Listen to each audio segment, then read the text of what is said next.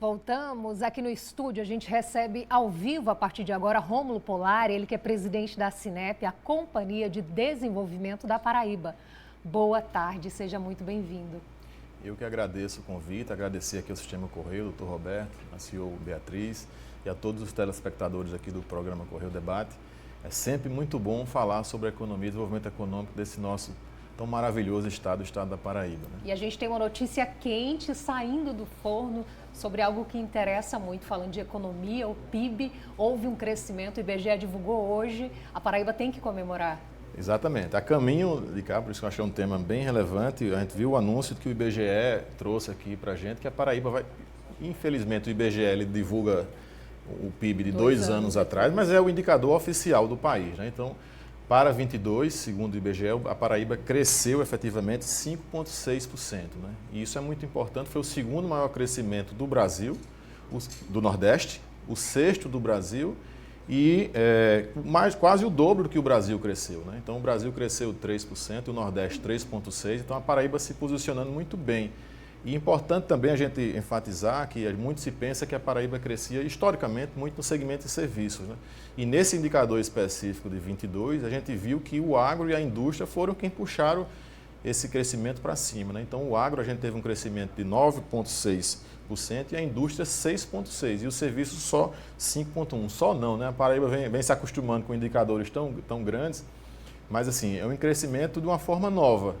A Paraíba, que era comumente conhecida por muito crescimento na área de serviços, mas também o agro, houve importantes projetos do governo do estado que injetaram muito recurso na economia, os programas Procase, mais de 1 bilhão aí na economia, na agricultura das cooperativas, ao longo de todo o estado, isso é muito capilarizado e aqui os indicadores começam a aparecer 9,6%.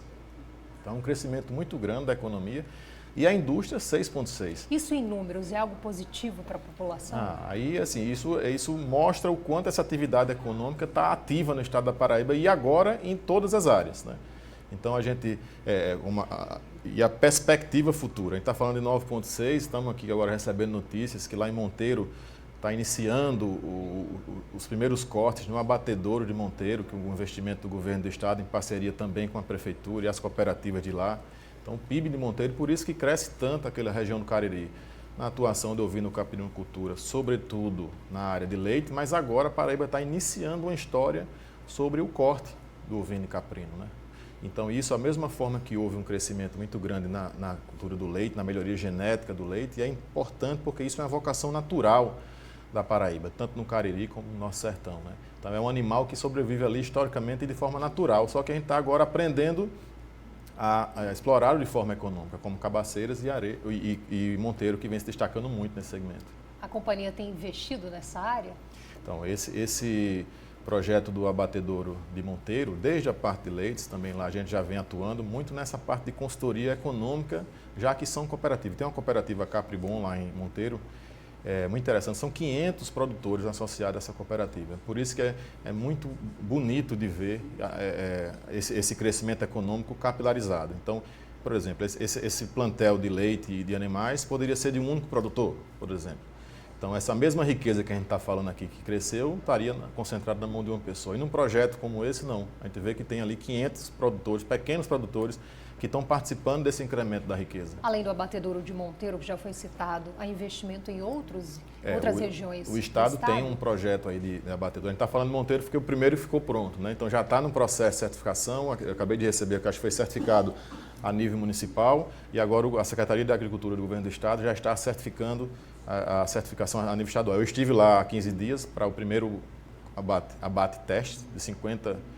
E é um abate agregando valor, são cortes especiais. Então a gente não vai consumir necessariamente o ovino e o caprino de forma tradicional. Se você for hoje no supermercado daqui da Grande João Pessoa, pode procurar no setor de carnes lá da picanha, você vai encontrar lá carrés de ovino e caprino a R$ 180 o quilo, ou seja, mais caro do que... Então, é essa caminhada que a Paraíba vai iniciar na melhoria para agregar valor àquele animal ali que vive na região nossa do Cariri e Sertão. A gente tem acompanhado, né, a evolução do queijo feito de leite de cabra, que inclusive tem sido aí exportado. E essa evolução é muito bacana, porque os paraibanos ganham destaque. Inclusive, há pouco tempo houve uma feira aqui, onde acho que o senhor participou. Isso. Então é muito importante, é isso que a gente está comentando. Houve um bom tempo de evolução, melhoria genética no tocante ao leite, né? Então, melhoria de espécie. Então, hoje a Paraíba, no que diz respeito a leite e derivados de ovino e caprino, não deixa a desejar, e os frutos estão sendo colhidos agora. Premiações internacionais, queijo de qualidade, e o que eu estou falando agora é que a gente vai agregar isso, iniciar no que diz respeito à carne desse animal, ao corte desse animal. Então, vai deixar muito valor agregado na região, e a gente espera muito que... Eu estou sempre falando que a gente está, a Paraíba, vivendo um excelente momento, sobre os diversos indicadores. Mas o que eu estou repetindo muito nessas conversas que a gente vem tendo é que ainda não é o nosso melhor momento. Porque as ações que estão sendo tomadas são ações que ali na frente vai potencializar tudo isso que está acontecendo. A exemplo do Polo Turístico Cabo Branco, né? Então, o turismo a gente já vive um momento muito bom hoje de turista, está a olhos vistos aí por todo mundo. Os indicadores do faturamento no segmento turismo são crescentes, os números de passageiros são crescentes, os nossos voos. Mas o que está por acontecer, por exemplo, com o Polo Turístico Cabo Branco, a gente vai duplicar tudo isso que está aqui. São impactos muito positivos. A Ponte do Futuro, o Arco Metropolitano, o projeto de macromobilidade da Grande João Pessoa. Então, tudo isso vai maximizar cada vez mais esses indicadores. Há um investimento, então, em várias áreas que tem potencializado não só o turismo, por exemplo, bem citado. A gente, essa semana, falou aqui que a Paraíba é o terceiro destino mais procurado já para 2025. Então, a gente não está falando só de turismo, inclusive com imagens agora. Não há como não entrevistar o senhor Rômulo Polari e não falar, né, do Polo Turístico Cabo Branco. A propósito, conta para a gente, né, como é que estão essas obras. Explica melhor para o telespectador. Eu acredito que quando se fala em polo turístico, né, deve ter muitas informações para falar e dúvidas também das pessoas. Exatamente. Eu gosto de trazer alguns números, além das imagens. O paraibano, ele ainda não acredita que o polo turístico ele está acontecendo. Uma realidade. E tem todas as razões para não acreditar. Então, é um projeto que estava há 36 anos aí paralisado. Então, mesmo a gente mostrando, muita gente ainda não. Por isso que agradeço demais a emissora para a gente conseguir estar aí mostrando à população de João Pessoa e do estado da Paraíba essa imagem do Parque Aquático que já está em construção, né? Esse Parque Aquático que a gente é um grupo espanhol que está investindo aqui na Paraíba, a gente tem condições de entregar já a primeira etapa dele já em 2025. Então, são coisas que vai virar uma chave no estado da Paraíba e em curtíssimo prazo. Então, o Tauá Resort também, que a gente vai apresentar já logo mais em imagens, ele já tem data marcada para o início, que é dezembro de 25. Então, o Réveillon de 25 para 26 já tem a data marcada lá no ano, no Polo Turístico Cabo Branco, no Tauá Resort. E esse único equipamento, ele... Aí trazendo os números e o porquê eu estou dizendo que a gente vive o nosso melhor momento, bom momento, mas ainda não o melhor momento. A gente tem hoje em construção lá algo em torno de 11 mil leitos de resorts para atrair turistas. A Grande João Pessoa hoje tem algo em torno de 13 mil. E esses 13 mil distribuídos em hotéis, motéis e pousadas. Esses 11 mil que estão em construção são leitos de resort, é um leito um pouquinho mais qualificado, que vai trazer um outro turista de maior poder aquisitivo, que vai deixar mais ainda na economia aqui do nosso estado riquezas, além de caminhar por todo o estado da Paraíba. Então, assim, é um número muito grande, ou seja, se a Grande João Pessoa toda, juntando hotel, motel e pousada, tem 13 mil, a gente já está em construção 11 mil. E vai chegar aí a 13, 15 mil. Então, assim, é dobrar. A gente não está falando de um aumento de 5% ao ano, ou seja, em curto prazo, eu lhe digo aí, em 3 a 5 anos, a gente vai ter o dobro disso. E alguns com data marcada já. Então, outra variável importante diz respeito ao fluxo turístico. Então, hoje, a Grande João Pessoa recebeu, em 2023, 1,4 milhões de turistas. Só a Grande João Pessoa? Só a Grande João Pessoa, 1,4 milhões de turistas. Então, só o polo turístico, a gente de forma conservadora, e eu lhe digo com toda certeza de forma conservadora, e vou lhe trazer alguns números do porquê, a gente vai dobrar isso também.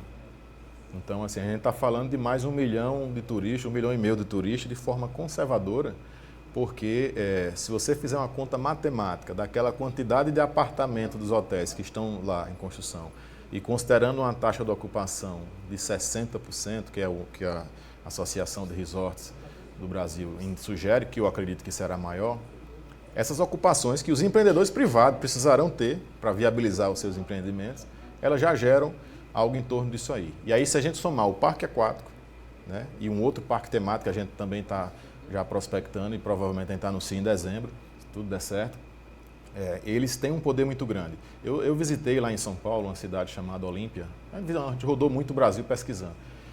Em Olímpia, ela é uma cidade de 55 mil habitantes. E ela tem 35 mil leitos. Isso chamou a atenção. A gente foi lá ver o que é que está acontecendo, né?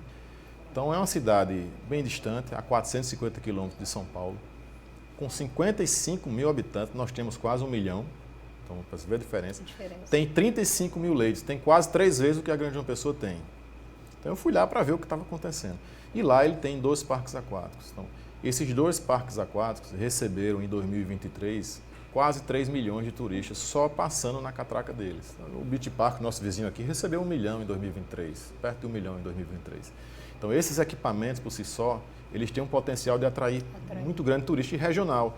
O polo turístico, na verdade, é bom todo mundo fique sabendo, ele vai se tornar um novo polo de turismo regional, da região Nordeste. Então, aqui a gente vai começar a ver esse fluxo invertido. O que a gente vê muito de turista nosso, a gente ir para outros estados também visitar, todos os estados do Nordeste vão vir para cá. Por quê? A gente tem o maior centro de convenções do Nordeste, lá no nosso centro de convenções, é lá no polo turístico. A gente tem um parque aquático, que vai ser, eu acredito, o maior do Nordeste também, o parque aquático. E esse outro equipamento, que é um parque temático que a gente está para atrair, anunciar agora em dezembro, que também tem um potencial muito grande de atrair. Por exemplo, Beto Carreiro é um parque temático que a gente está falando seco, que a gente costuma chamar. Ele recebeu em 2023 2,5 milhões de turistas, só Beto Carreiro. Na cidade, só ele recebeu 2,5 milhões de turistas. A gente vai continuar o nosso bate-papo daqui a pouquinho no próximo bloco.